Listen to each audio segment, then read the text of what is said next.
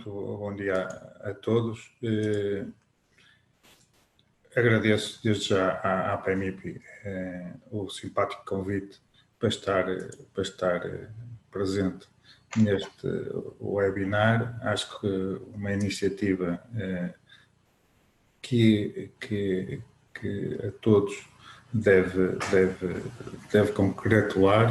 A PMIP tem feito todos com regularidade estes webinars para permitir que os players do mercado, nomeadamente imobiliário e da mediação, estejam em contacto com as mais diversas matérias relevantes desta área no âmbito do Covid-19 e da pandemia que temos assistido. Agradeço também à Academia, à PMIP, de que sou formador, o simpático convite para estar aqui presente, e à Patrícia, naturalmente, todo este trabalho administrativo, sem o qual não seria possível realizar esta apresentação. Pediram-me para falar de medidas de apoio às empresas nesta época do Covid-19. Trouxe algumas delas, não todas. Algumas outras já foram até faladas noutros webinars da PMIP, nomeadamente as medidas de apoio financeiro. Escolhi algumas das medidas que estão disponíveis, não todas, evidentemente, até por uma questão de tempo, para que se possa, nos 60 minutos, falar de algumas medidas e responder a algumas questões que, porventura, existam sobre as mesmas, mas dizer-vos que trata-se de medidas, e começando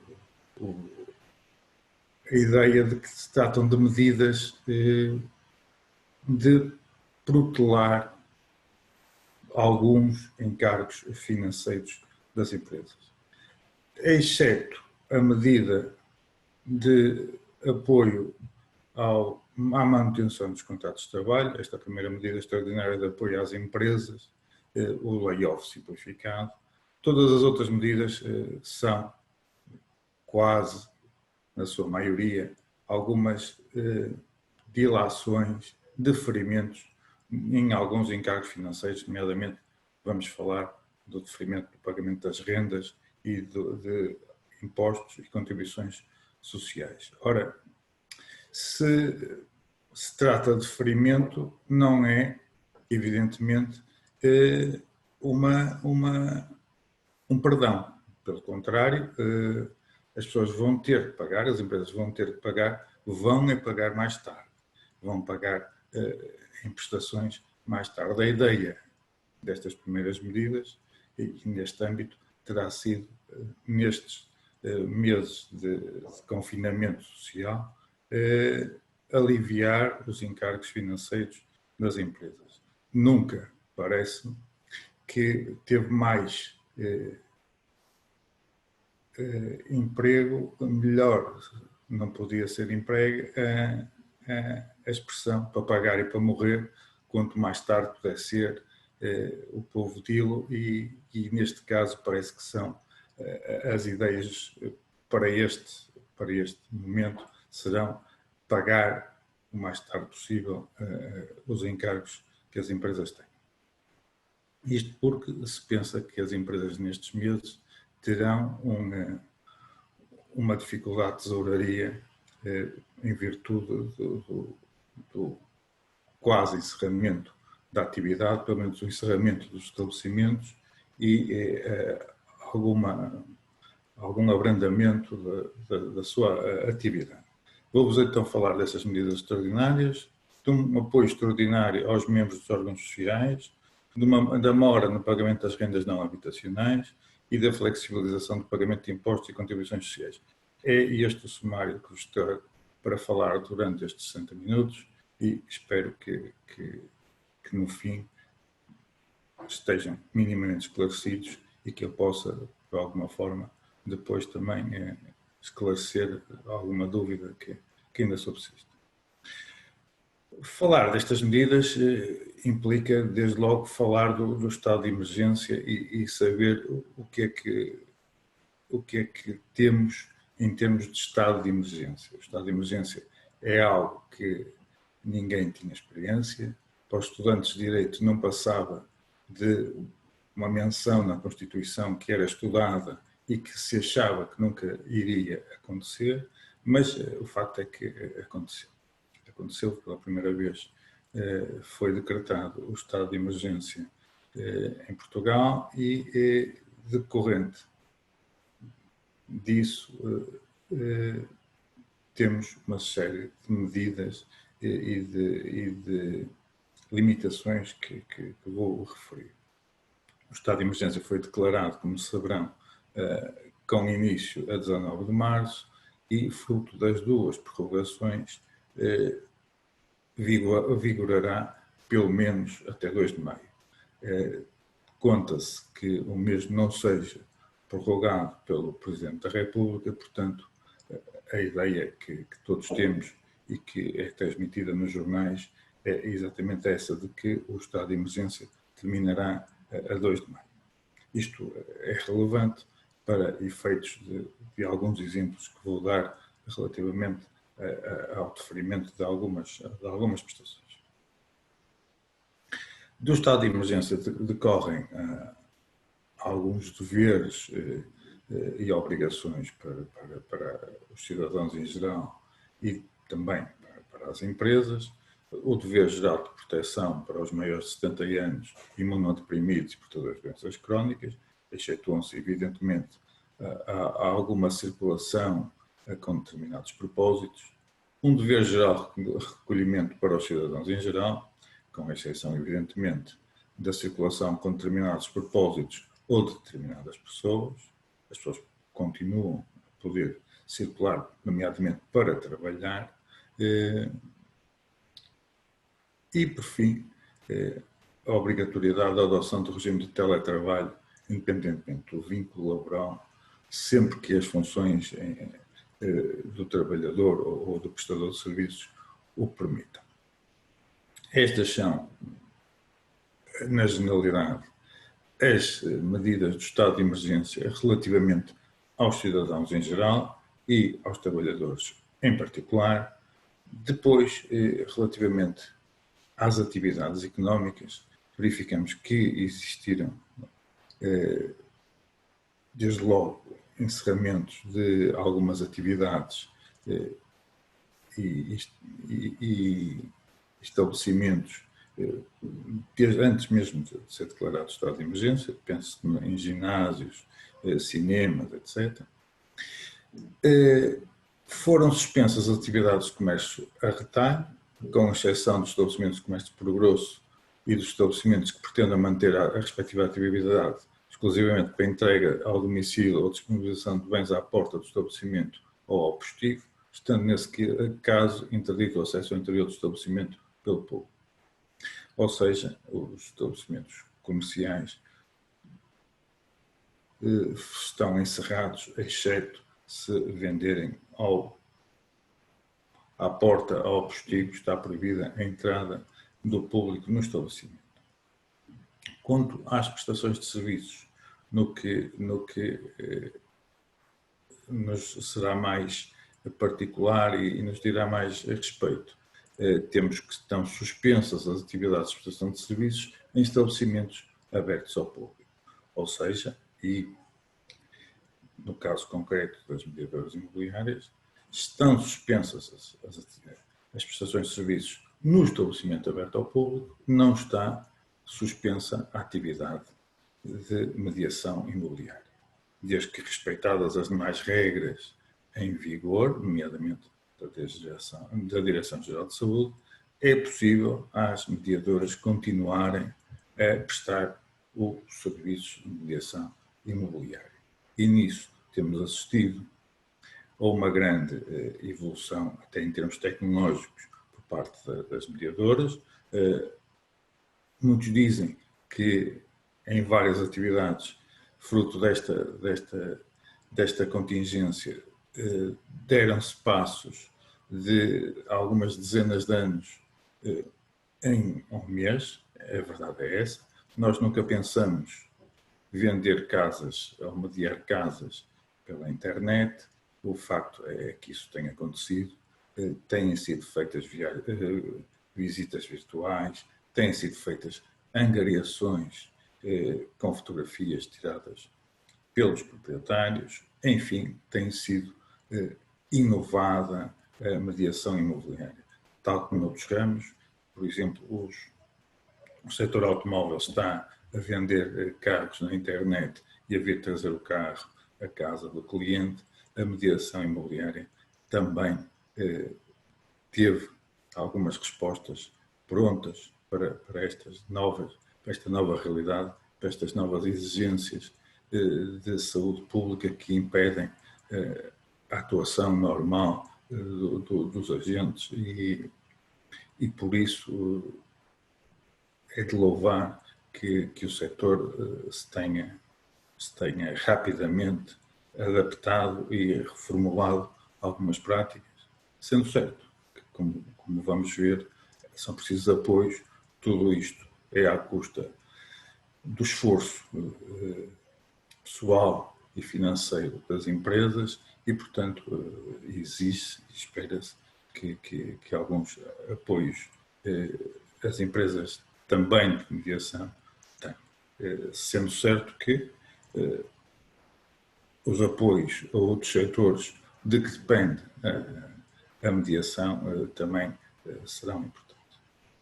Começando pelas medidas em si, e queria-vos falar da primeira, as medidas extraordinárias de apoio às empresas no sentido da manutenção dos contratos de trabalho, o chamado layoff simplificado. O layoff simplificado que chegou a ser até objeto de um diploma, de uma portaria, logo após o estado de emergência, que foi alterado e depois revogado por este Decreto-Lei 10/2020, que veio regulamentar este layoff simplificado de que tanto se tem falado e que eu vos queria deixar aqui algumas notas sobre isso. Desde logo dizer e lembrar que este layoff simplificado se integra numa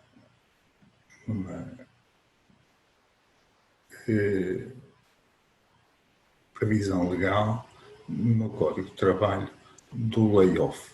O layoff já existe, está regulamentado no Código de Trabalho e este layoff simplificado acaba por ser uma derrogação de algumas exigências desse layoff geral. Derrogação de algumas exigências, mas também concessão de alguns benefícios extraordinários por parte das entidades públicas, nomeadamente a Segurança Social.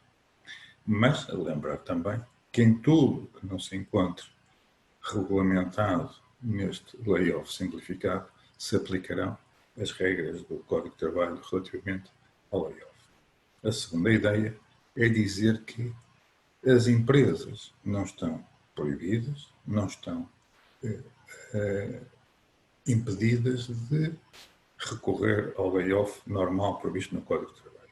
Evidentemente que este layoff simplificado tem muitas vantagens em relação a esse regime de regra, mas nada impede que as empresas recorram ao layoff normal previsto no Código de Trabalho. Dito isto e feitas esta introdução, referir que, como maior parte das medidas, as empresas que queiram socorrer-se destas medidas terão de ter a situação tributária e contributiva regularizada perante a Segurança Social e a Autoridade Tributária. Não relevando até ao final deste mês as dívidas constituídas durante o mês de março de 2020. Exceto isso, a situação tem de estar regularizada perante a Segurança Social e a Autoridade Tributária. Ou seja, A ideia é de que não vamos ajudar empresas já em dificuldades, vamos ajudar empresas que até agora não tinham dificuldades. E as entidades abrangidas por esta medida do layoff simplificado são as sociedades, as cooperativas, as fundações, as associações, as federações e confederações, as IPSS e os trabalhadores independentes enquanto entidades empregadoras. E o layoff simplificado dirige-se, então, à manutenção dos contratos de trabalho. Não estamos a falar, evidentemente, de contratos de prestação de serviços, estamos só a falar de contratos de trabalho. O que é que caracteriza a crise empresarial, que é o fundamento para que uma daquelas entidades, nomeadamente uma empresa, recorra ao layoff simplificado? O encerramento total ou parcial da empresa ao estabelecimento, decorrente do dever de encerramento de instalações e estabelecimentos previstos no decreto do Governo que regulamenta o estado de emergência, ou por determinação legislativa ou administrativa, nos termos do decreto 10/2020, ou ao abrigo da Lei de Bases da Proteção Civil, assim como da Lei de Bases da Saúde, relativamente aos estabelecimentos ou empresa efetivamente encerrados e abrangendo os trabalhadores a estes diretamente afetos. Aqui poderia ou poderá enquadrar-se o encerramento de um estabelecimento de uma mediadora e relativamente a esse estabelecimento que efetivamente encerre e relativamente aos trabalhadores que prestam serviços nesse estabelecimento. De referir que havia dúvidas se a simples suspensão das atividades de prestação de serviços poderia aqui ser enquadrada. Veio a Segurança Social e o Ministério do Trabalho dizer que sim, que entendiam que poderiam enquadrar-se nesta definição de crise empresarial, um encerramento total do estabelecimento de um prestador de serviço, neste caso uma mediadora. Portanto, isto releva para efeitos da atividade. A segunda situação de crise empresarial é a paragem total ou parcial que resulta da interrupção das cadeias de abastecimento globais ou da suspensão ou cancelamento de encomendas que possam ser documentalmente comprovadas. Ora, estes casos foram mais pensados, do meu ponto de vista, para a indústria ou para a hotelaria, sendo que dificilmente eu consegui aqui enquadrar, nomeadamente com prova documental, situações de prestação de serviços. Admito que seja possível, mas parece-me mais difícil conseguir configurar na nossa atividade de mediação estas situações. Não quer dizer que seja evidentemente impossível. A terceira situação, talvez a mais falada e comentada, será a da quebra de vendas, a quebra da faturação.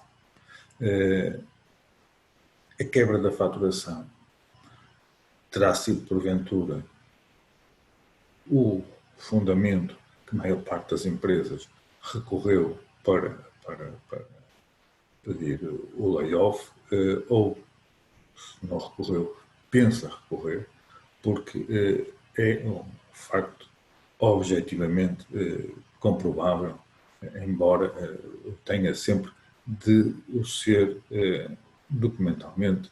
Nos termos da lei estão previstos, inclusive, os documentos que a Segurança Social pode pedir relativamente à comprovação dos motivos deste ou da quebra de encomendas. De referir que se prevê, e eu acredito, que haja uma fiscalização a posteriori muito a sério por parte das autoridades da Segurança Social, no caso, relativamente ao cumprimento dos requisitos para pedir o layoff, para requerer o layoff e os apoios daí decorrentes. Portanto, chama a atenção que será importante todos terem a documentação bem presente para que, quando chamados, seja possível comprovar a crise empresarial que se invocou para efeitos de pedido do layoff. Ora bem, retomando aqui o fundamento da quebra de faturação, referir que estes 40% de quebra de faturação vão de ser aferidos relativamente aos 30 dias anteriores ao pedido, e são 30 dias seguidos, quando comparado com a média mensal dos 2 meses anteriores a esse pedido, ao período homólogo do ano anterior. Para quem tenha iniciado a atividade há menos de 12 meses, à média desse período. Por exemplo, uma empresa que tenha atividade há mais de um ano, sendo o pedido entregue a 30 de abril, portanto, depois de amanhã, a faturação relevante seria entre o dia 31 de março e o dia 29 de abril de 2020, portanto, os 30 dias anteriores ao pedido, e essa faturação tinha de ser comparada com a média da faturação dos meses de fevereiro e março, que são os 2 meses anteriores ao pedido, estamos em abril, ou a faturação de 31 de março a 29 de abril de 2019, ou seja, o período homólogo do ano anterior. Nestes termos, está definido, inclusive, e explicado pela Segurança Social, para a qual chama a atenção de estar disponível também um conjunto de perguntas e respostas feitas pela Segurança Social relativamente a este tema, que relevam para efeitos de apuramento e de interpretação da letra da lei. Portanto, recapitulando, uma quebra de faturação de 40% quando comparada nos 30 dias anteriores ao pedido, quando comparada com a média mensal dos 2 meses anteriores ao pedido ou com o período homólogo do ano anterior. É nisto que as empresas têm que se focar para analisar quase dia a dia se têm já esta quebra que permita recorrer a este incentivo, apoio extraordinário de layoff simplificado. E importante será dizer que, do meu ponto de vista, decorrem algumas vantagens que as empresas devem aproveitar, ou pelo layoff, ou pelo simples, como vamos ver, por um plano de formação extraordinário. Isso é importante porque existem medidas que serão eventualmente de aproveitar. Mas, voltando aqui ao layoff, dizer-vos que do layoff resulta que o trabalhador recebe 2/3 da remuneração normal e líquida, no máximo de 3 salários mínimos nacionais e no mínimo de 1 salário mínimo nacional. Esta retribuição normal e líquida também está esclarecida pela Segurança Social e refere-se aí que aqui entram todos os pagamentos que com caráter regular constem do recibo de vencimento do trabalhador. inclusive de eternidades, prémios, etc. A duração do layoff é de um mês, sendo excepcionalmente prorrogável mensalmente até ao máximo de 3 meses. Ou seja, quando uma empresa recorre ao layoff, o período em que esse layoff vigorará é de um mês. Será prorrogável até ao máximo de 3 meses. Aqui levantam-se várias questões, nomeadamente se na prorrogação o momento em que se afere da existência de crise empresarial, nomeadamente da quebra da faturação, será relevante o momento em que foi apresentado o pedido inicial de layoff, ou se, porventura, o período em que é renovado o layoff. Ora, isto não está esclarecido. É referido por várias pessoas que será publicada, eventualmente, alguma legislação relativamente a esta prorrogação. De qualquer forma, já há notícias nos jornais de empresas que pediram esta prorrogação do layoff, nomeadamente as empresas que fizeram o pedido de layoff inicial logo no início no final de março, e, portanto, até agora não tenho notícia, hoje por acaso não vi o Diário da República, mas até agora não tenho notícia de que tenha sido aprovada alguma legislação no sentido de regulamentar esta matéria. De qualquer forma, dizer que, sendo relativamente, o que faz sentido, será relativamente ao pedido inicial, é certo, porque reparem, se é fácil ter uma quebra de faturação em determinado momento, se a atividade for residual durante o período do layoff, pois será difícil ter outra quebra de faturação relativamente ao período anterior, quando já se está a renovar. Portanto, parece que será relevante no momento inicial, mas aí também não se percebe porque é que a prorrogação é excepcional se refere ao período inicial. Portanto, era importante haver um esclarecimento desta matéria, mas até agora não temos. E temos, evidentemente, estas dúvidas de que vos partilho e que são comuns a muitas pessoas. Outra questão que se coloca, evidentemente, também, a propósito da renovação, é se podemos mudar o motivo. Ou seja, se eu no início poderia ter pedido um layoff com base no encerramento do estabelecimento, porque ainda não tinha uma quebra de 40% da faturação, e no mês seguinte poderia alterar o motivo para, na prorrogação, para, por exemplo, a quebra da faturação. Também não está esclarecido. Há dúvidas que isto possa ser feito.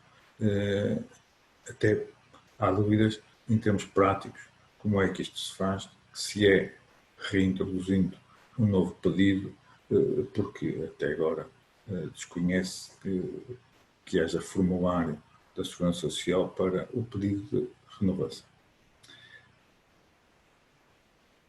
Em termos formais e práticos, a empresa terá de fazer uma comunicação escrita ao trabalhador, indicando a duração previsível do layoff. Essa comunicação há de passar pela fixação do local de trabalho, da entrega em mão, de envio pelo correio ou do envio por e-mail, preferencialmente usando o e-mail profissional desde que o trabalhador tenha acesso a esse e-mail profissional. É a única formalidade que, relativamente ao trabalhador, a empresa tem de cumprir. E, relativamente à segurança social, a formalidade a cumprir para pedido de layoff será um requerimento próprio, ou disponível no site da Segurança Social, entregue através da Segurança Social direta. Será de juntar também uma listagem dos trabalhadores abrangidos, existindo para o efeito um ficheiro em formato Excel que deverá ser preenchido pela empresa. Deverá também autorizar a consulta da situação tributária junto do Portal das Finanças e registar ou alterar o IBAN da Segurança Social direta para que a Segurança Social possa proceder ao pagamento através de transferência bancária. Dizer que, segundo notícias do início do mês, era exatamente para hoje que estava previsto o pagamento dos pedidos de layoff do mês de abril. Vamos ver se esse pagamento é feito e, portanto, vamos aguardar por as notícias dos jornais de hoje ou da manhã para sabermos se a Segurança Social efetivamente pagou estes apoios. Que apoios são e que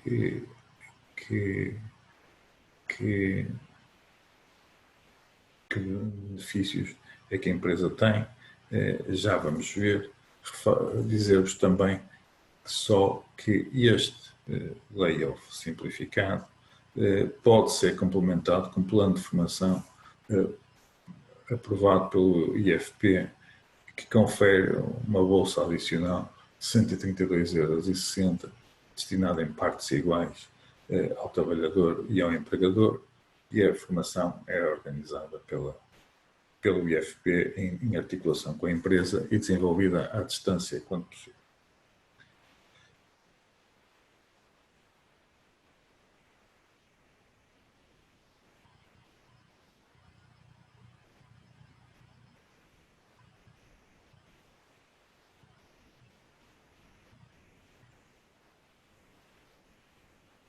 Além do layoff simplificado, as empresas que não recorram a esse layoff simplificado podem fazer um pedido de um plano extraordinário de formação com a duração de um mês, na proporção de 50% do período normal de trabalho.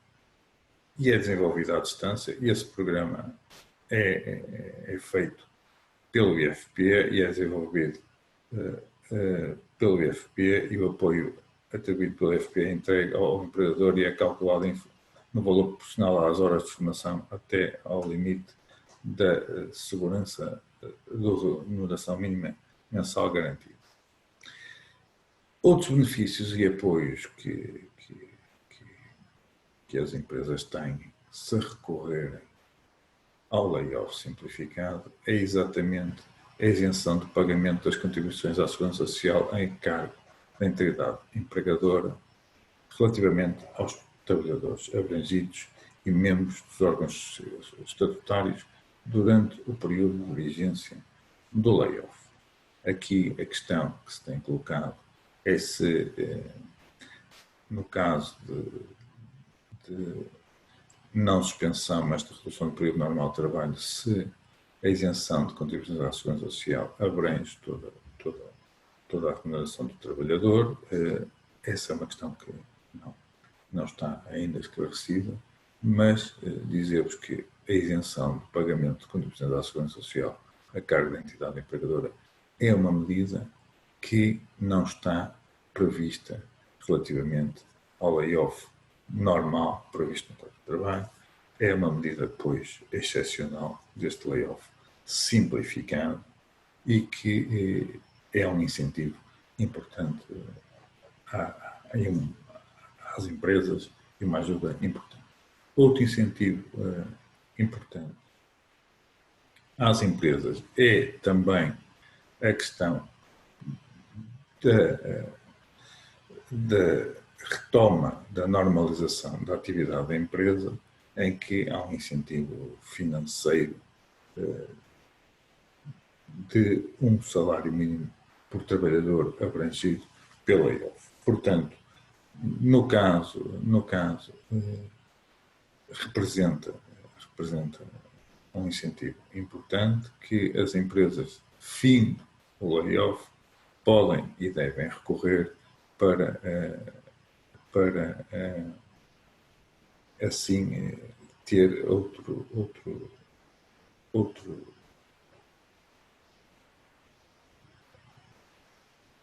apoio além do layoff.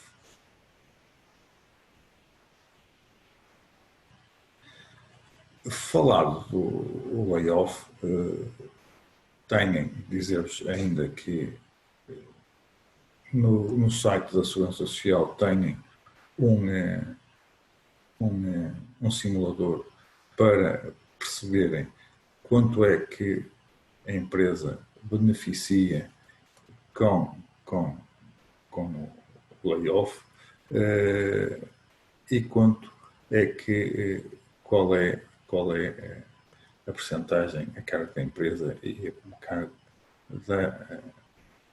da Segurança Social. Sendo certo que a Segurança Social paga 70% dos 2/3 que o trabalhador recebe. É essa a ideia.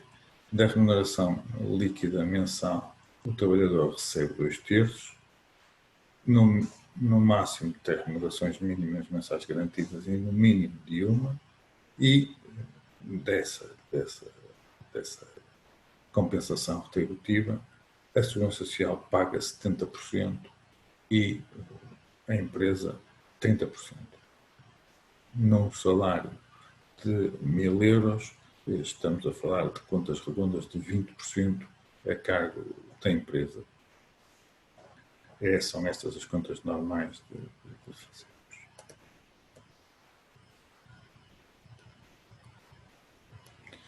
O outro incentivo mais recente até às empresas, além do layoff, foi um apoio extraordinário aos membros dos órgãos estatutários.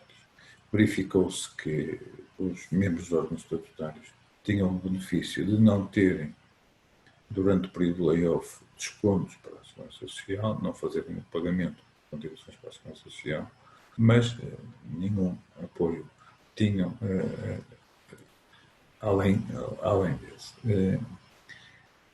Depois de muito discutido, veio-se a encontrar uma solução que vai de acordo com o apoio que é concedido aos trabalhadores independentes, e a ideia da lei foi conceder estes apoios àqueles casos em que as empresas não têm trabalhadores a seu cargo e, portanto, os gerentes ou membros dos órgãos sociais sejam, por assim dizer, as únicas forças de trabalho da empresa. São assim comparados aos prestadores de serviços, por assim dizer, e é atribuído, efetivamente, a essas pessoas que exerçam as funções de modo exclusivo. Aplica-se, pois, aos sócios-gerentes de sociedades comerciais sob a forma de sociedades por cotas, bem como membros dos órgãos estatutários de fundações, associações ou cooperativas, com funções equivalentes àqueles, sem trabalhadores por conta de outra, que estejam exclusivamente abrangidos pelos regimes de segurança social, membros dos órgãos estatutários e que, e isto é importante, no ano anterior tenham tido faturação comunicada através do e-fatura inferior a 60.000 euros sem IVA. Ou seja, por um lado, temos que a entidade não pode ter faturado mais de 60 mil euros sem IVA no ano anterior. Por outro lado, não pode ter trabalhadores a seu cargo, não pode ter trabalhadores que o contador tem a seu cargo. São esses dois requisitos para que o apoio extraordinário se aplique. Este apoio financeiro extraordinário corresponde a um valor da remuneração base declarada em março, referente a fevereiro, com um limite de 1 IAS, nas situações em que o valor da remuneração restada com base de incidência é inferior a 1,5 IAS, ou seja, 658,22. 1 IAS é o valor do indexante de apoios sociais, que é de 438,81 euros e é fixado anualmente por portaria do Governo. Nas situações em que a remuneração base declarada em março, referente a fevereiro, é igual ou superior a 1 IAS e meio, o apoio financeiro que tem direito a receber corresponde a 2/3 da remuneração registada com base na incidência contributiva, com o limite máximo igual a 635 euros, ou seja, a remuneração mínima garantida.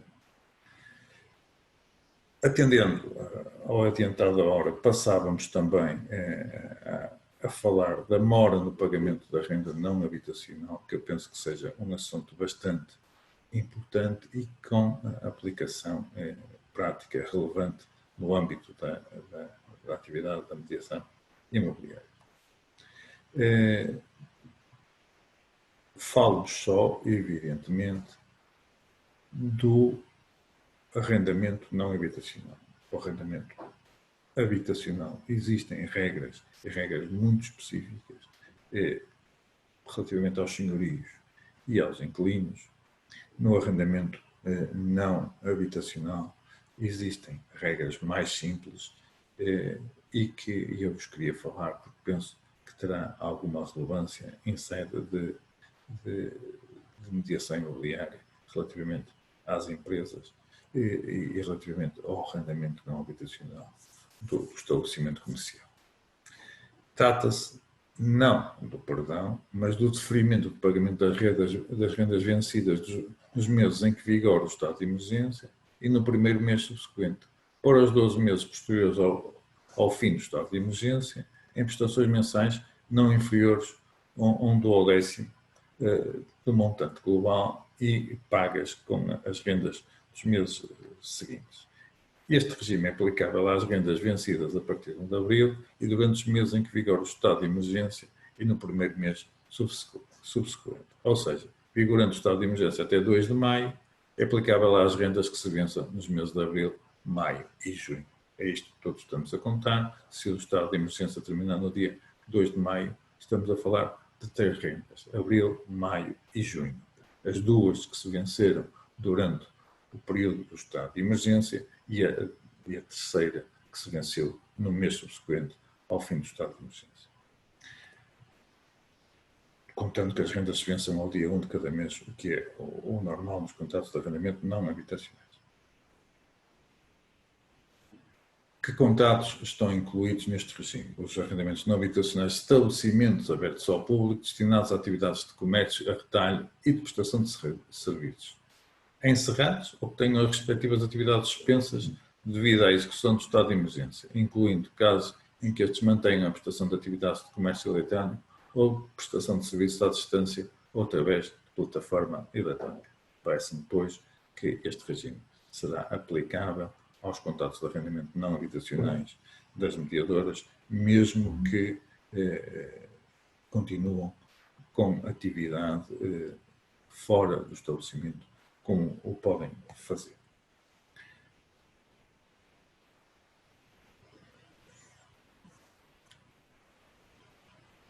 Estão incluídos também os arrendamentos não habitacionais de estabelecimentos de restauração e similares, incluindo os casos em que mantêm a atividade para efeitos exclusivos de confecção destinada a consumo fora do estabelecimento, ou entrega no domicílio, e também outras formas contratuais de exploração de imóveis para fins comerciais, como seja os contratos de exploração de espaços em centros comerciais. O que é que se vai passar então com estas rendas? As rendas que se vençam nos meses em que esteja em vigor o estado de emergência e no mês seguinte serão pagas durante os 12 meses seguintes em prestações mensais, juntamente com a renda de cada mês. Por exemplo, uma renda habitacional de 1.000 euros por mês, vigorando o estado de emergência até 2 de maio e não tendo o arrendatário pago as rendas vencidas nos meses de abril, maio e junho, pagará nos meses de julho a junho de 2021 a renda de cada um desses meses acrescida no mínimo de 250 euros, que será um dozeavos dos 3.000 euros que não foram pagos, correspondente exatamente às 3 rendas de abril, maio e junho que pôde não pagar. É esta a ideia. A ideia não é deixar de pagar, é pagar mais tarde em prestações para que durante estes meses que se pensam serão mais complicados em termos de tesouraria das empresas, não haja este encargo da renda.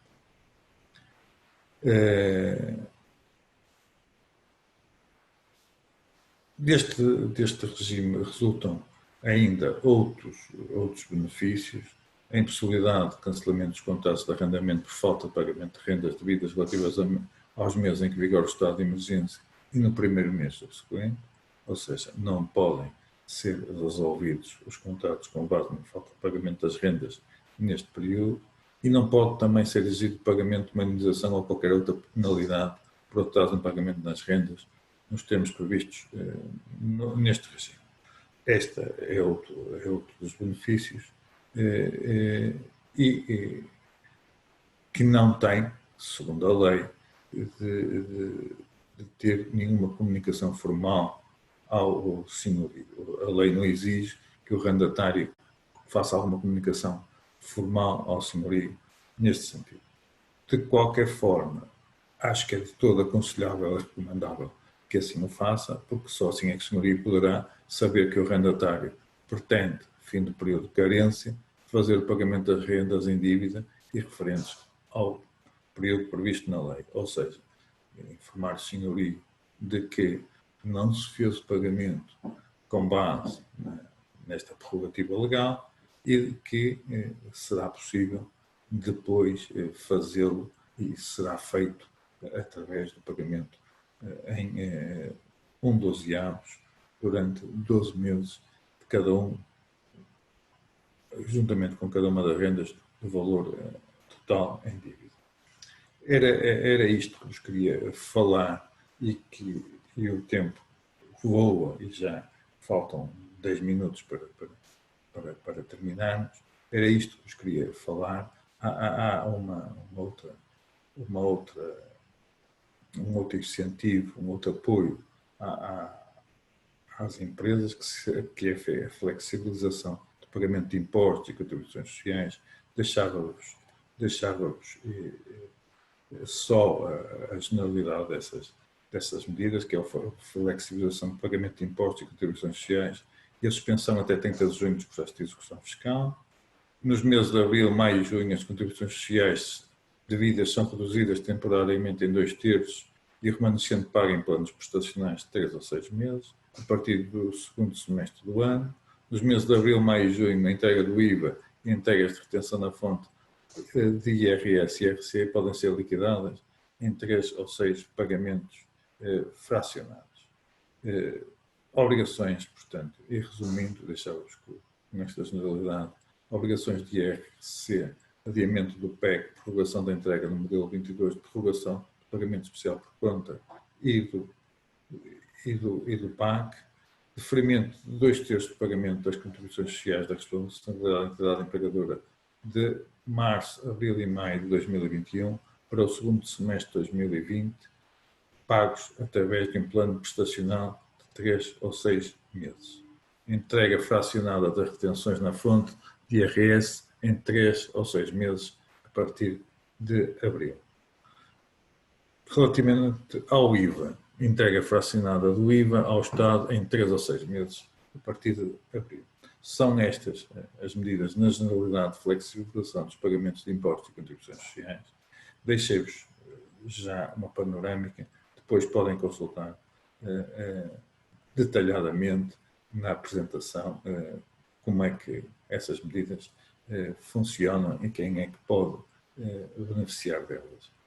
Terminava assim a apresentação, pondo-me evidentemente ao dispor para responder a algumas questões que a Patrícia me vá colocando e que resultem aqui das perguntas e respostas disponíveis. Muito obrigado. Muito obrigada, Dr. Paulo, pelos esclarecimentos. Nós temos aqui algumas questões no segmento do Q&A. Se quiser ir acompanhando comigo, temos o Sr. Nuno Rodrigues que nos coloca uma questão, dizendo que é sócio-gerente e único funcionário da empresa, está também registado nas finanças como trabalhador não independente desde sempre, e diz que os rendimentos nesta categoria de independente são sempre inferiores a 10.000 euros por ano. O contabilista diz-lhe que por este motivo não tem direito ao apoio por quebra de faturação. Pergunta se de facto é assim e como pode fazer, uma vez que a faturação deste trimestre foi 10 vezes inferior ao mesmo período do ano passado. Se for o único gerente da empresa, eu não percebi isto porque não percebi bem a questão, que está registado nas finanças como trabalhador não independente. Não percebi a questão. Relativamente, se o Sr. Nuno Rodrigues for o único trabalhador, se for sócio-gerente da sua empresa, a empresa já vimos que tem uma faturação inferior a 60.000 euros, portanto enquadra-se. Se não tiver outro trabalhadores a seu cargo, parece-me que o Sr. Nuno Rodrigues, se fizer descontos apenas como sócio-gerente, poderá enquadrar-se neste apoio. Ok, passamos então à Sra. Aziz. A Sra. Aziz enviou-nos uma questão aqui pelo Q&A e também por e-mail. Aqui no Q&A temos um sócio-gerente de uma microempresa com faturação inferior a 60.000 euros e 100 trabalhadores. Pelo facto do sócio-gerente ter uma dívida à Segurança Social, que não tenha acesso ao apoio extraordinário em relação ao salário que levanta da empresa, paga TSU e a empresa.